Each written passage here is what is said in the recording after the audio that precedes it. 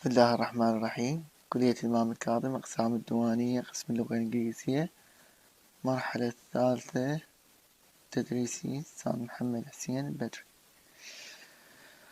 Today we are going to talk about chapter number 6, which is titled Morphology. Okay. Of course, you students, third stage students, you are familiar with this subject. You have studied this subject in the second stage. So you are very familiar with the terminologies and the terms that we are going to talk about. When we say morphology, what does it mean, morphology? So we have to know the definition of morphology. Simply, morphology means the study of what? Okay, so it deals with the structure and the function of a word. This is what? This is morphology. Morphology and linguistics, of course. Okay, so morphology in linguistics, it means what? It means the study of what? The structure and function of what? In the previous chapter, we talked about phoneme, with phonemes, with sounds, with letters, system of sounds. Okay, because we are dealing with phonology, but here something bigger. So with morphology, with a word. Here we have some examples you can read to get some benefit. This is morphology here, and this is the study of forms. Was originally used in biology. Now this term is used in biology, morphology in biology. That's why I said morphology in linguistics, because it's still in biology. It is used in biology, this term. You can check it if you want to read more about it. So it's simple. We know that the definition of morphology, it is the study of word, and we are dealing with morphemes. The same thing with phonology, phonemes, morphology, morphemes. And you know morphemes. You have studied morphemes. What is morpheme? This is the definition of morpheme. It is what? It is a minimal unit of meaning of grammatical function. Okay. And you remember that we have 3 criteria for a morpheme. It is a word or part of word that has meaning. This is morpheme. Should be a word or a part of word that has meaning.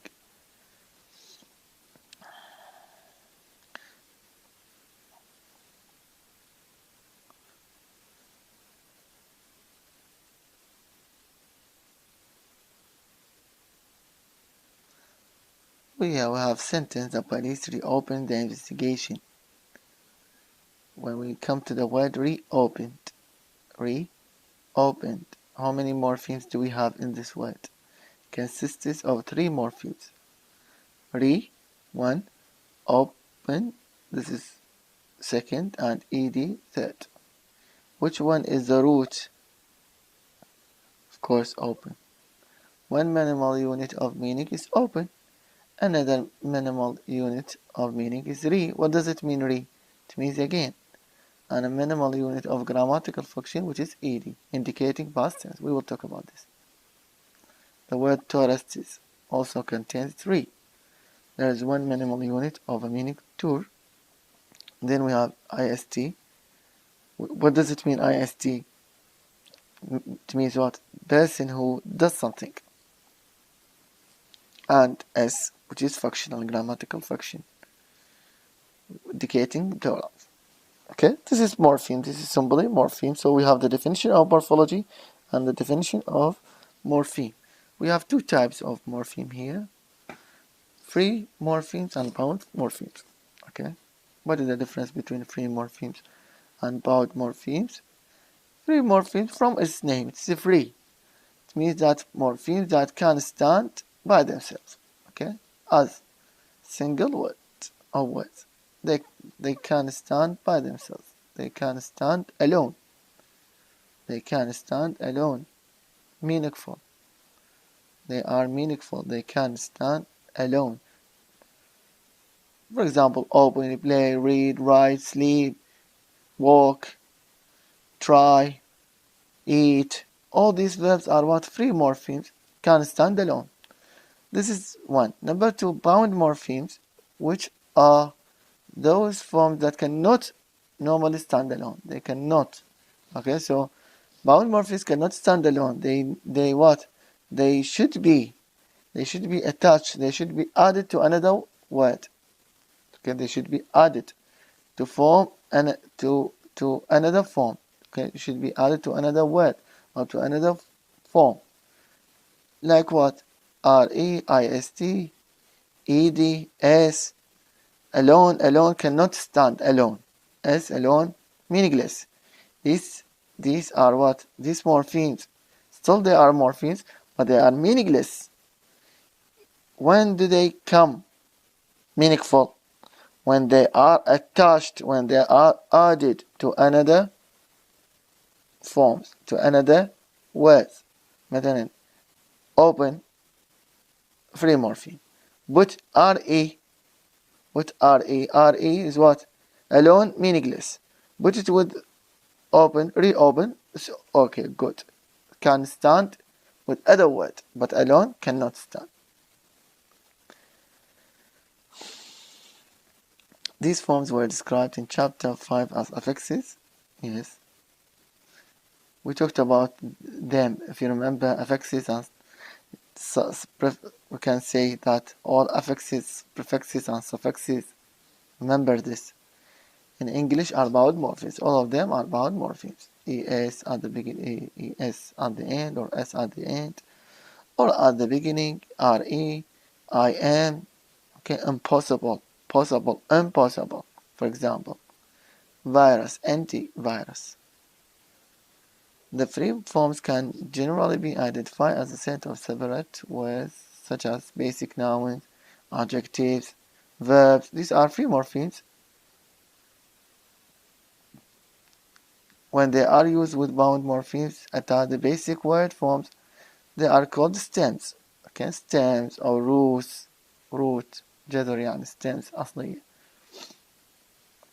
Here we have some words, UN, unaddressed. This word unaddressed. If we want to know, if we want to divide it, this word divide it.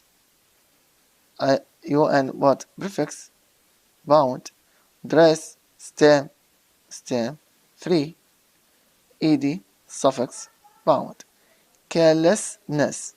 Okay, care, stem, free, less, suffix, bound, ness, suffix, bound. Okay, I think it is easy. This word is easy. These stems.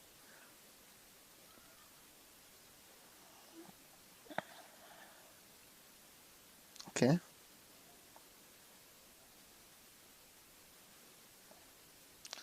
Lexical and functional morphemes. Let's see what is the difference between lexical and functional morphemes. What we have described as the free morphemes fall into two categories.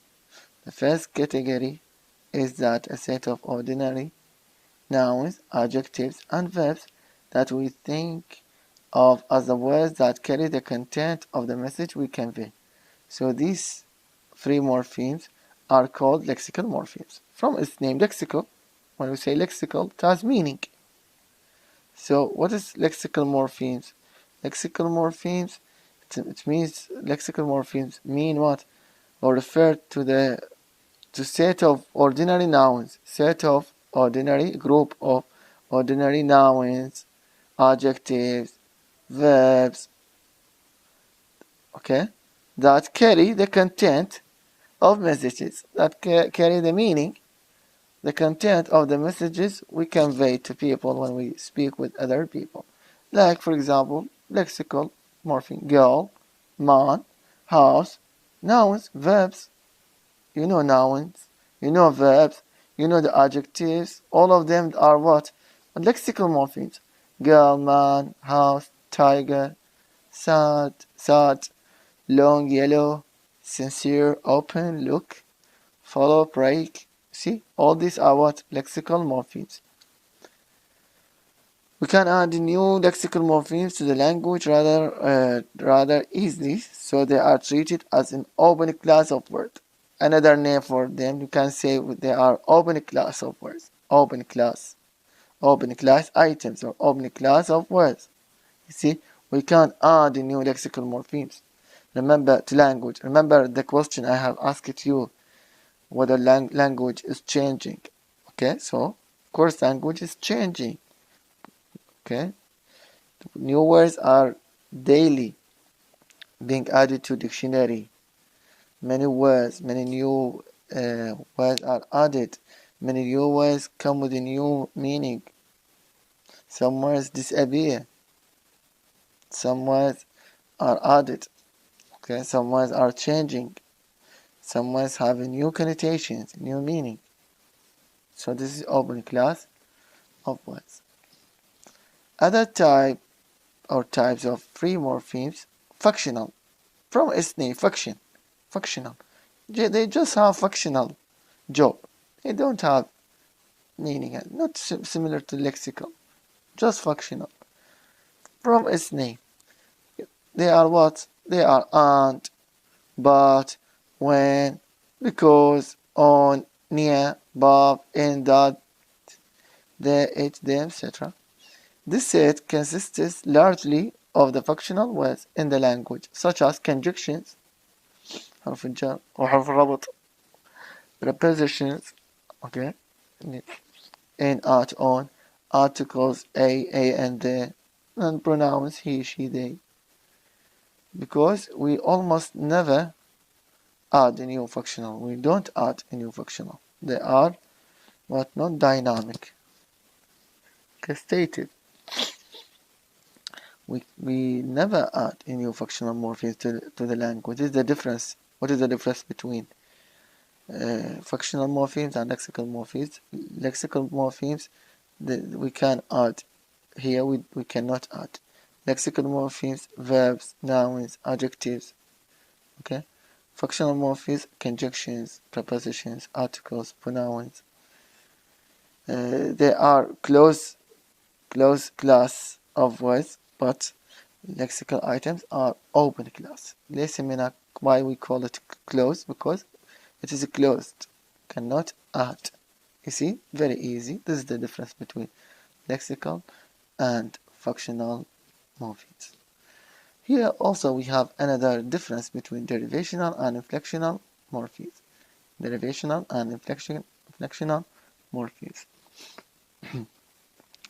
The set of affixes that make up the category of bound morphemes can be divided then. So bound morphemes can be divided into two types. One explained here in chapter 5, derivation. These are the derivational morphemes. Derivational and inflectional. Derivational and inflectional. In Arabic derivational يعني اشتقاق. Inflectional يعني تصريف من اسمه. So derivational morphemes, we use these bound morphemes from its name. What are the difference or the differences between them? The characteristics, or what are the characteristics of derivational morphemes or inflectional morphemes, or what is the difference? Very important. We use these bound morphemes to make new words. This is the derivational morpheme. Or to make words of different grammatical category from the stem. You see here? So derivational morphemes, we use morphemes to make new words when we want to make new words. Or we make words of different grammatical category. For example, we change from noun to what? To verb, from verb to adjective, from verb to noun. See? For example, the addition of the derivational morpheme n or ness changes the adjective goodness. See, change, here we have. They change the part of speech. This is the characteristic. You can write the note or nose. So change derivational morpheme, change the class or change the part of speech from noun to verb, from verb to adjective. For example, the adjective good, we can add ness to be what? Goodness. the noun care can become adjectives like careful or careless by adding full or ness. Okay, these are derivational morphemes, full or ness. A list of derivational morphemes will include suffix such as ish, full, foolish. You see, quick, adjective, quickly, adverb, change, etc.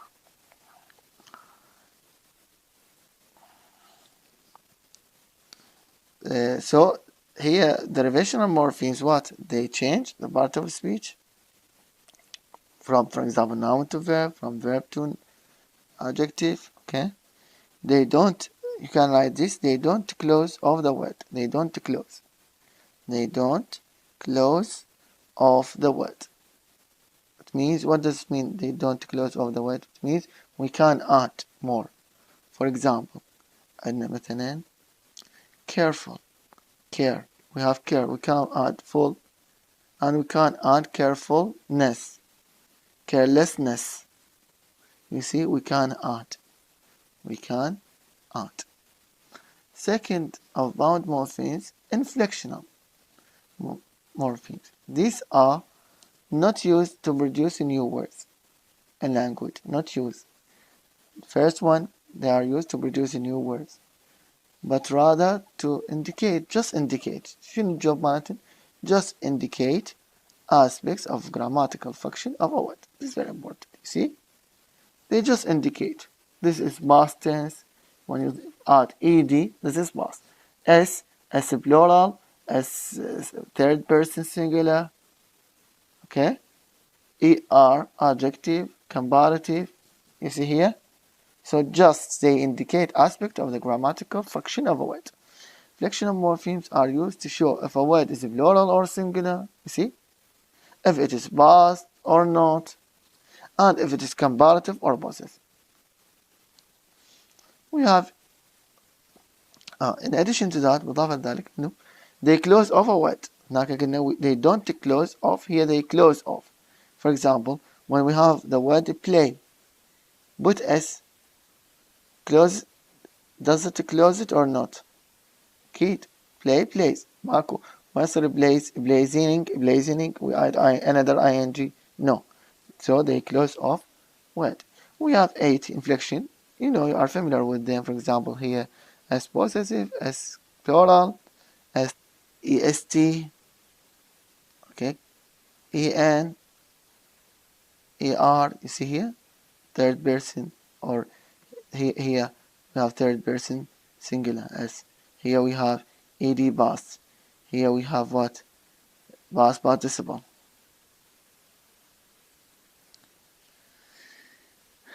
Here we have explanation. You can read it.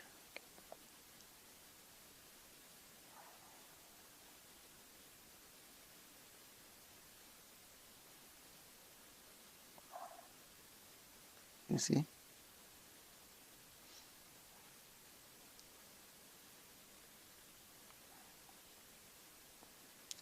Morphological description.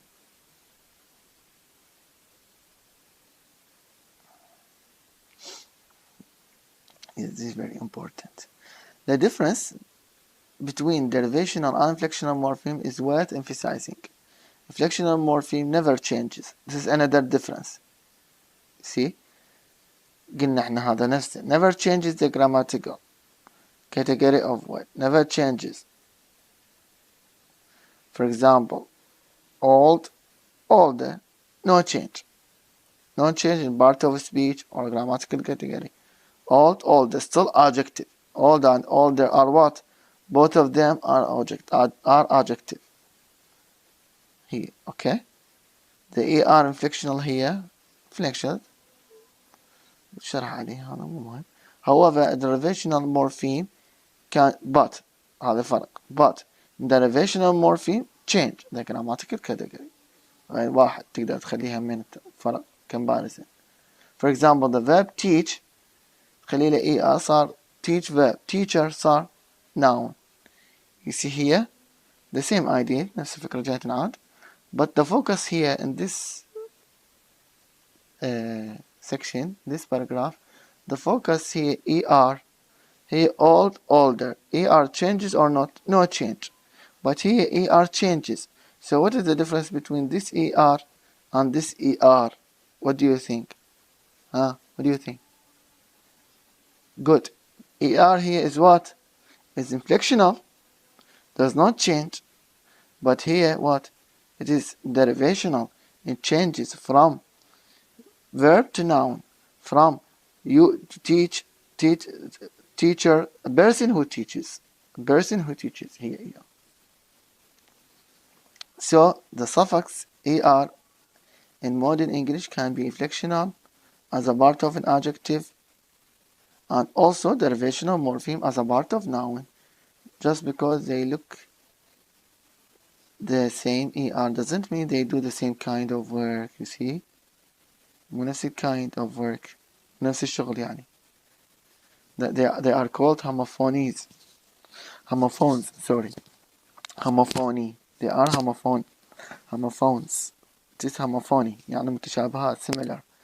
ER nominal, ER folk اللي هي adjective combined. The same here. ER. See?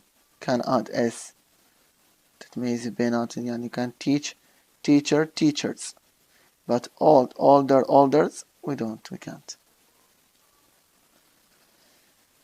Armed with all these terms for different types of morphemes, we can now take the sentences of English apart and list all the elements. For example, in the sentence, look at this sentence, very important. The child's wildness shocked the teachers. أعطيك جمل هيك بالامتحان sentences وأقول لك identify morphemes. فديش is what? Functional. Child, lexical.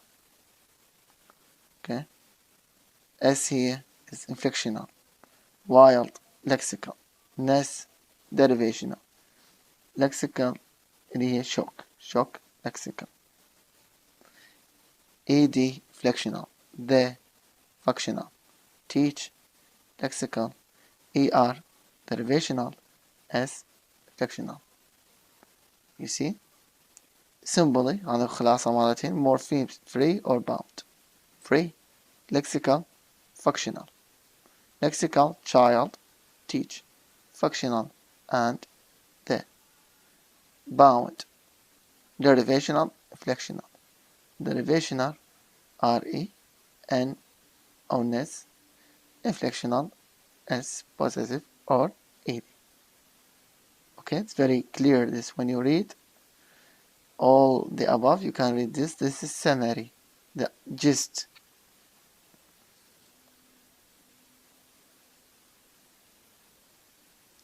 Yes, that's enough. I think that's enough. No. The problems, not important. The problems. We will talk about this. Yes, morphemes and animals. This is important.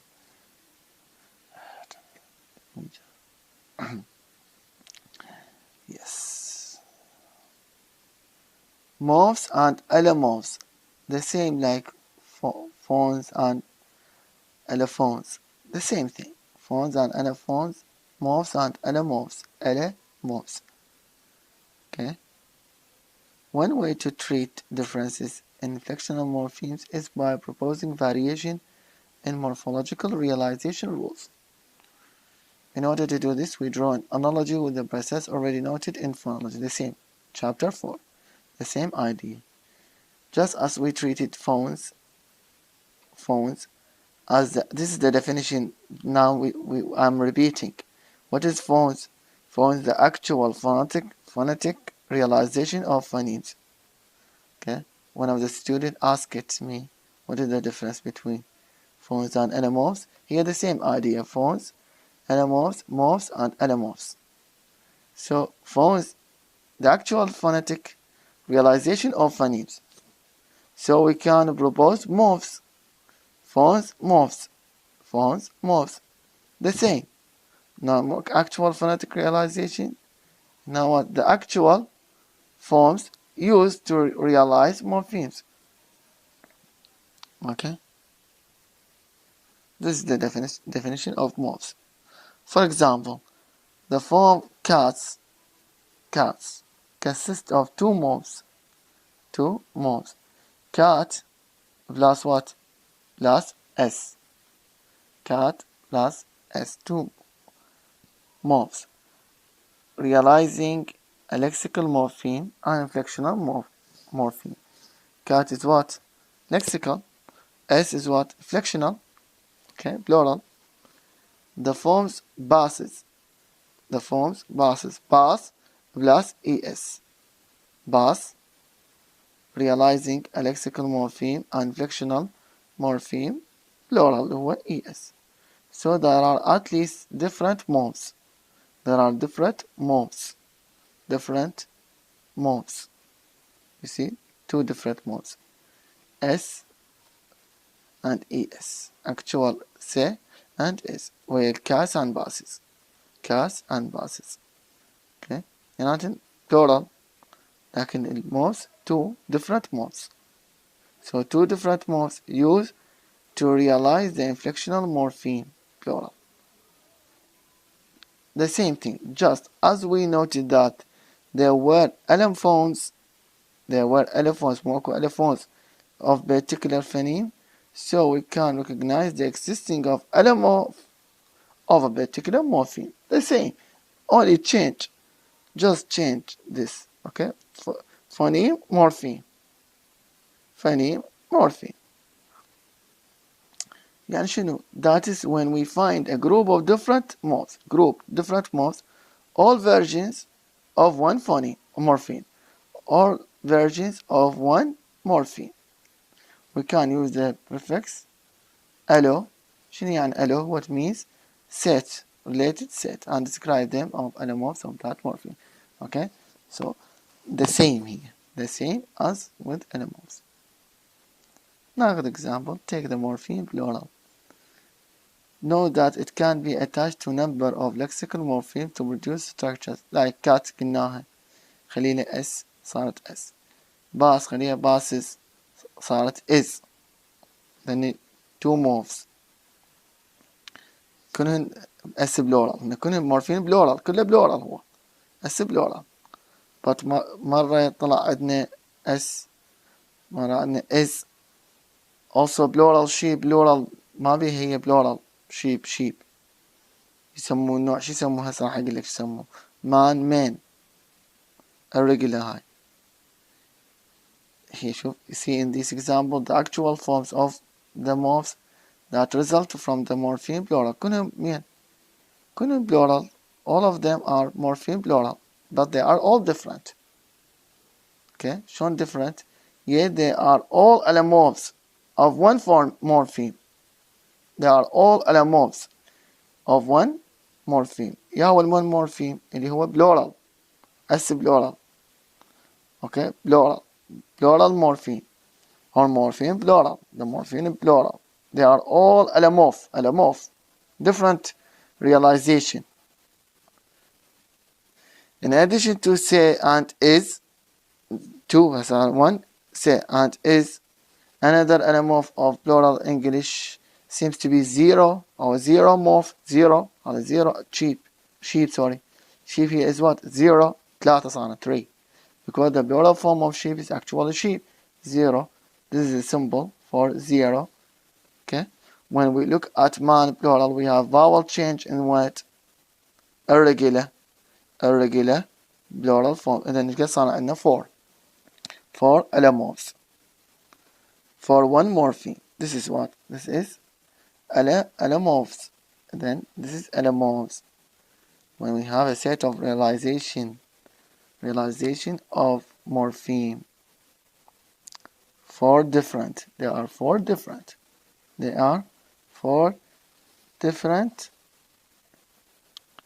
Okay, realization. 4 different realization of the same morpheme. The morpheme شنو هو the same؟ هو plural. طلعنا من عنده 4 is 0 and irregular. Okay. Another example here we have with the past tense. For example, walked. ed. Go, went, irregular. So more than one, two. Another languages, we will not talk about this. If you have any question, thank you so much. If you have any question, you can add, you can ask. You can add any note if you want, and you can ask any question if you like.